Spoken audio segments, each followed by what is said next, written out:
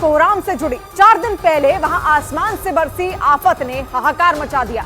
दक्षिणी तमिलनाडु के कई जिलों में आई बाढ़ से हालात बिगड़ गए और एक ही दिन में वहां इतनी बारिश हुई कि 47 साल का रिकॉर्ड टूट गया। नदियों का पानी किनारों को तोड़कर रिहायशी इलाकों में घुस गया। बाढ़ की वजह से कई जगह सड़कें बह गई और कई पुल टूट गए। राहत बचाव के काम में सेना, वायुसेना और नौसेना के जवान तैनात कर दिए गए, क्योंकि मूसलाधार बारिश की वजह से तमिलनाडु में हालात बेकाबू हो गए। दक्षिणी तमिलनाडु के 5 जिलों में स्थिति सबसे ज्यादा भयावह हो गई। कई जिलों से बाढ़ का खौफ भर देने वाला वीडियो भी सामने आया, जिसमें बाढ़ का पानी सड़क पर तेज रफ्तार से बहता हुआ दिखा। पानी की रफ्तार इतनी तेज थी कि उस सड़क से गुजर रहे 7 बड़े बड़े ट्रक वहीं फंस गए। सड़क पर बहते पानी में फंसे सभी ट्रक आधे से ज्यादा डूबे दिखाई दिए। बाढ़ का पानी ट्रकों के केबिन यानी ड्राइवर की सीट तक पहुंच गया था। एनडीआरएफ के कुछ जवान वहां फंसे ट्रक ड्राइवरों के रेस्क्यू की कोशिश करते दिखे। इसी दौरान सड़क के दूसरी तरफ खड़े एक ट्रक के पास एक ऑटो फंसा दिखाई दिया। बचाव टीम की नजर जैसे ही उस ऑटो की तरफ गई, एक बचाव कर्मी उसकी तरफ तेजी से दौड़ा। इस दौरान वहां मौजूद लोग ऑटो वाले को जोर जोर से आवाज देते सुनाई दिए। हालांकि बाद में ड्राइवर और बचाव कर्मी ने धक्के लगाकर उस ऑटो को सड़क के किनारे पहुंचाया। लेकिन लगातार चलाए जा रहे रेस्क्यू ऑपरेशन के बाद भी तमिलनाडु के तुत्तुकुड़ी जिले में हालात सुधर नहीं रहे। मौसम विभाग के मुताबिक वहां पर एक ही बार में 95 सेंटीमीटर से ज्यादा बारिश हो गई, जिसकी वजह से सब कुछ डूब गया और पूरे जिले में चारों तरफ बाढ़ के पानी ने कब्जा जमा लिया। तुत्तुकुड़ी से सामने आए वीडियो में पानी की तेज धारा सड़क के ऊपर से बहती दिखी। पानी की रफ्तार के साथ नदी में बह जाने के डर से लोग सड़क पार करने के लिए मिट्टी खोदने वाली मशीन पर बैठ गए। जिसको जहां जगह मिली उस मशीन पर वहीं लटक गया। कुछ लोग आगे के हिस्से में तो कुछ लोग ड्राइवर के केबिन में घुसे दिखाई दिए। सड़क के दूसरी तरफ भी कुछ लोग इस तरफ आने के लिए खुदाई करने वाली मशीन का इंतजार करते दिखे। इसी बीच लाल रंग की एक कार बाढ़ के पानी को चीरते हुए आगे बढ़ती नजर आई, जबकि मोटरसाइकिल के साथ एक शख्स खुदाई करने वाली मशीन पर बैठकर सड़क पार करता दिखा। मौसम विभाग के मुताबिक दक्षिणी तमिलनाडु के विरुधुनगर, तिरुनेलवेली, तुत्तुकुड़ी, तेनकाशी और कन्याकुमारी बाढ़ से सबसे ज्यादा प्रभावित हैं। इन सभी जिलों में राहत बचाव के लिए एनडीआरएफ के साथ सेना और वायुसेना को भी तैनात कर दिया गया और सेना और वायुसेना के जवान दिन रात बुलाकर बाढ़ में फंसे लोगों की मदद करने में जुट गए। हालांकि बाढ़ की वजह से कई जगहों पर सड़कें कट चुकी हैं और नदियों पर बने पुल पानी के तेज धार की वजह से बह गए, जिसकी वजह से रेस्क्यू टीम को भी भारी परेशानी का सामना करना पड़ा। तुत्तुकुड़ी जिले में बाढ़ प्रभावित इलाके में ड्रोन से निगरानी रखी जा रही है। ड्रोन से बनाए गए एक वीडियो में चारों तरफ बाढ़ का मटमैला पानी फैला दिखा।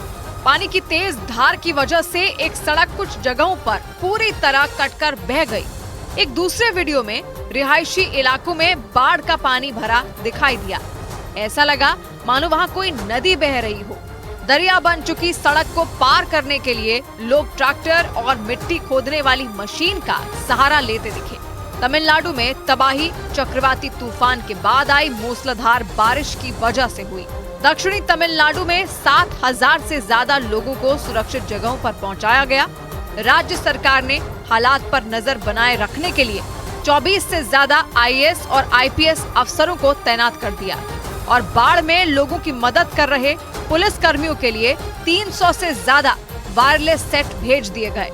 लेकिन बाढ़ की वजह से कई जिलों में बिजली सप्लाई ठप हो गई, जिससे वहां रेस्क्यू में थोड़ी परेशानी का सामना करना पड़ा। हालांकि मुश्किल हालात में भी सेना और वायुसेना के जवान जान पर खेलकर लोगों को बचाते दिखे।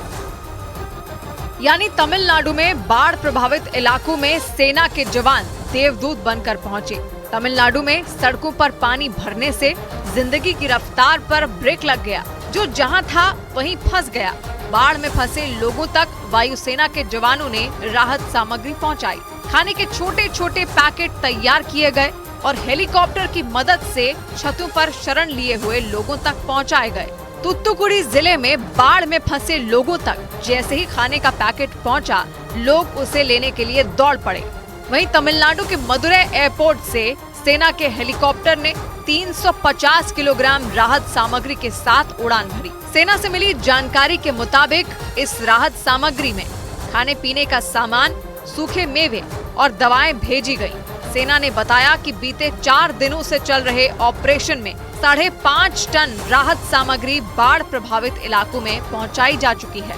यानी बाढ़ प्रभावित इलाकों में मदद के लिए राज्य सरकार के साथ केंद्रीय एजेंसियां कंधे से कंधा मिलाकर काम कर रही हैं। सरकारी स्कूलों में राहत शिविर बनाए गए। बाढ़ की वजह से सड़कें तो डूबी ही, कई जगह रेलवे ट्रैक पर भी पानी भर गया और इसी वजह से करीब 800 रेल यात्री तूतुकुड़ी जिले में श्री वैकुंठम रेलवे स्टेशन पर फंस गए। रेलवे से मिली जानकारी के मुताबिक श्री वैकुंठम और सेंदुंगनल्लूर के बीच रेल ट्रैक पानी में डूब गया और कई जगह रेलवे ट्रैक बिछाने के लिए डाली गई गिट्टियां बह गईं, जिसके बाद रेल यातायात को बंद कर दिया गया और स्टेशन पर 800 रेल यात्री फंस गए।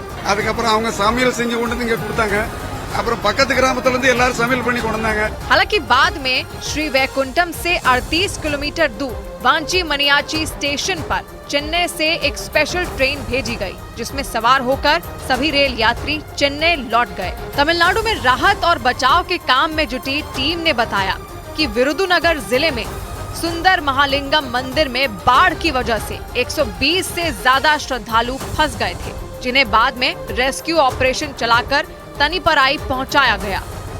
और इस बीच दिल्ली में प्रधानमंत्री नरेंद्र मोदी से तमिलनाडु के मुख्यमंत्री एम.के. स्टालिन ने मुलाकात की। इस मुलाकात के दौरान मुख्यमंत्री ने उनसे राज्य में बारिश की वजह से हुए भारी नुकसान को राष्ट्रीय आपदा घोषित करने और 2000 करोड़ के राहत पैकेज की मांग की। क्योंकि तमिलनाडु के 5 जिलों में बारिश ने बीते 47 साल का रिकॉर्ड तोड़ दिया। बाढ़ की वजह से हजारों लोग बेघर हो गए, सड़कें दरिया बन गईं और रेलवे स्टेशन के बाहर रेस्क्यू के लिए नाव मंगवानी पड़ गई। राज्य में आई हाहाकारी बाढ़ से प्रभावित लोगों को बचाने के लिए राज्य सरकार और केंद्र सरकार ने पूरी ताकत झोंक दी। मुख्यमंत्री एम.के. स्टालिन ने दिल्ली पहुंचकर तमिलनाडु में बारिश की वजह से हुए भारी नुकसान को राष्ट्रीय आपदा घोषित करने की मांग की। इसके अलावा उन्होंने प्रधानमंत्री से राष्ट्रीय आपदा राहत कोष से 2000 करोड़ रुपए जारी करने का अनुरोध किया। तमिलनाडु के बाढ़ प्रभावित इलाकों में राहत और बचाव के काम में सेना के और ज्यादा हेलीकॉप्टर लगाने के लिए उन्होंने रक्षा मंत्री राजनाथ सिंह को पत्र लिखा। तमिलनाडु में रेस्क्यू ऑपरेशन के लिए वायुसेना के 4 हेलीकॉप्टर, नौसेना और तट रक्षक बल के 2-2 हेलीकॉप्टर लगाए गए हैं।